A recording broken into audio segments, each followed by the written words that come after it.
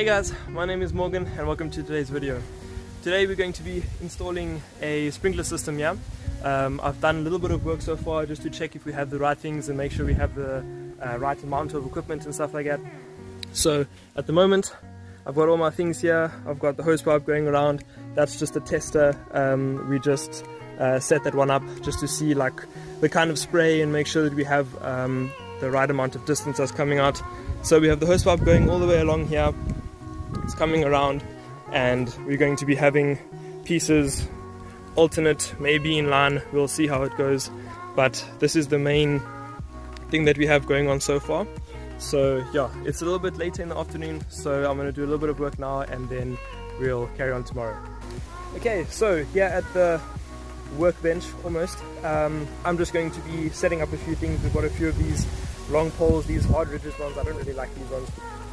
So I'm going to be sorting out a few things here, and I'm going to be speaking as well, explaining what's going on, telling a few points that I figured out as well while we were setting up this tester run.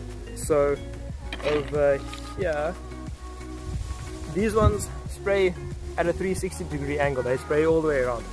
I don't like these. They don't really work too well. These ones weren't. They have bad, I think it's craftsmanship, because if this angle and that angle is not at the correct angle, then they spray all over the place. So these 360 ones I'm not going to be using. I'm going to be using the 180-degree ones like this one here. So this one sprays at 180 degrees, so it sprays just open in the front. So what I'm going to do is I'm going to have them going around the edges, and they're going to spray inside. So these are the ones I'm going to be using. I'm not going to be using these 360-degree ones. Here are some other ones. These ones also work pretty alright, although they're the same like make as these ones that are not very nice. They still work. The 180-degree ones work better than all the other ones. So I'm going to be sorting out this, making sure I separate all the ones I'm not going to be using from the ones I'm going to be using. Here's another 180. And while I do this, I'll just quickly explain something. We figured out something while we were setting up this thing here and testing out and making sure that the sprinkler is actually working and the pressure's all right and stuff like that. We figured out that if you have a tiny hole in your hose pipe, no matter how small it is or how big it is, it affects the outcome of your sprinkler head. And we noticed that the one that we were testing here, it wasn't performing very well, and we'd opened the tap completely and it wasn't performing very nicely, and we were all wondering what's going on, why is it not working?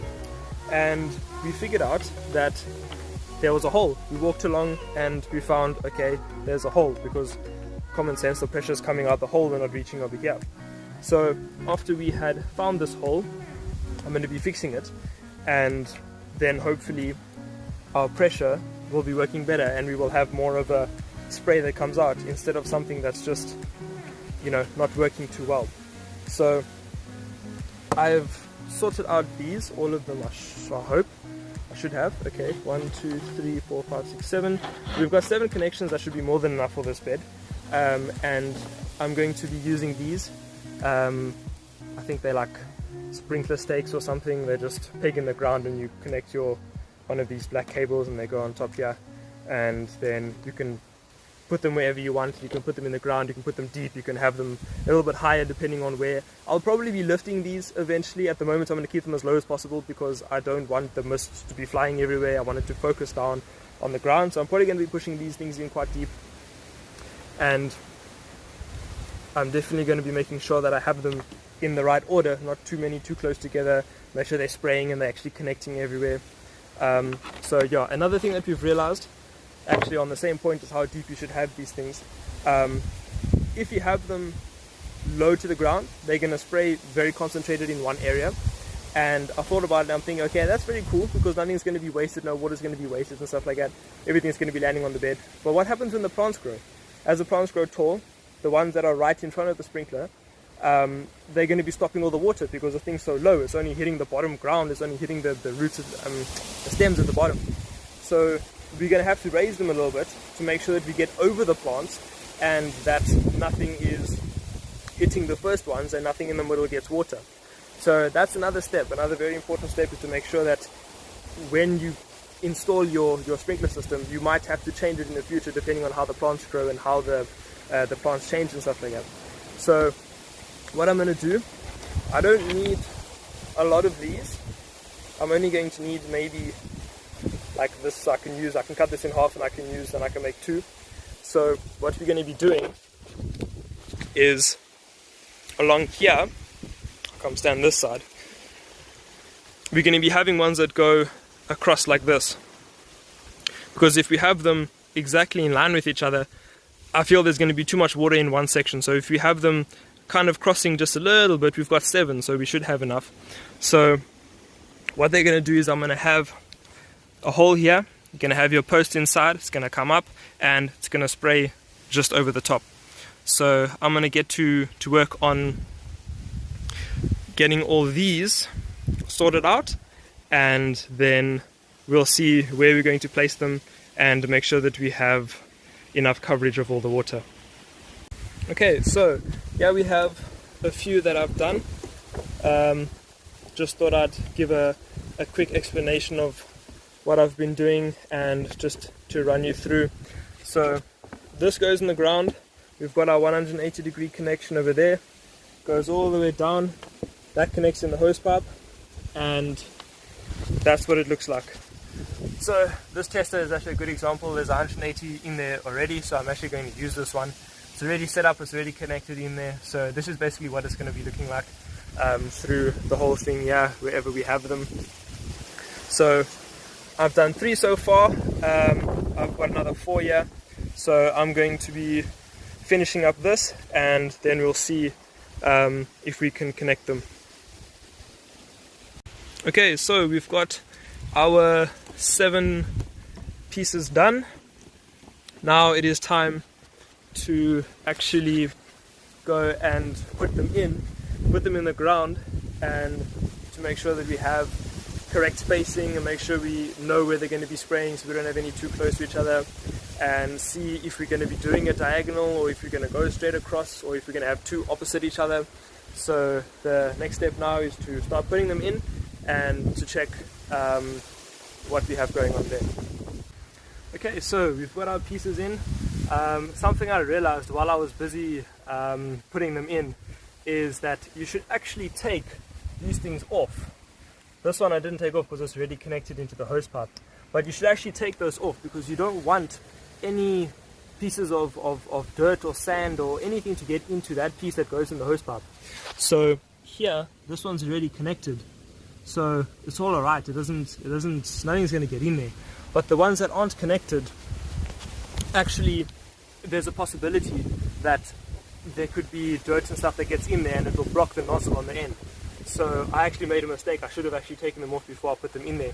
But so we learn as we go, as we progress.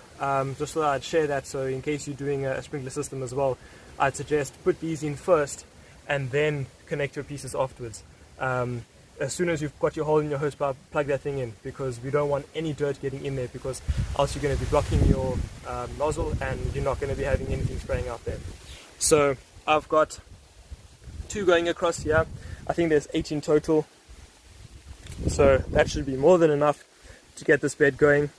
So I'm going to call it a day for now, and I'm going to carry on tomorrow. So this is the final product for today.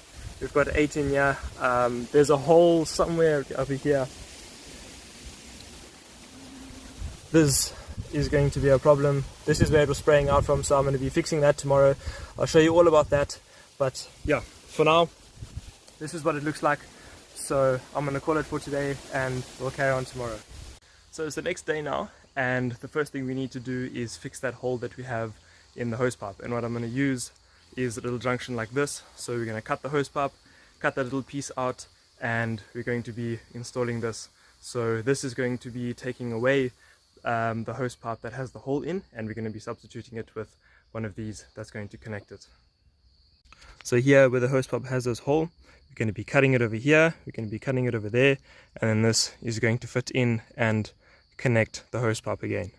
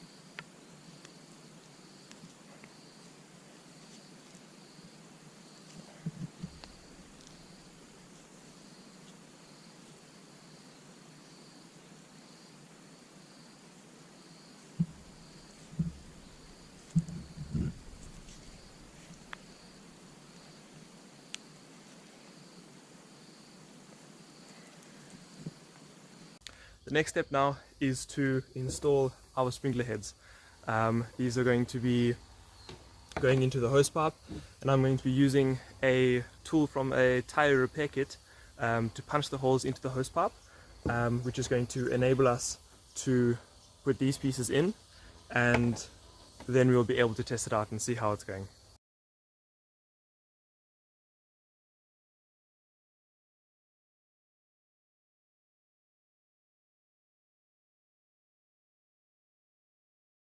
Okay, so we've got them all installed now. Now it is time to switch it on, see how it's working, and see if we need to make any adjustments.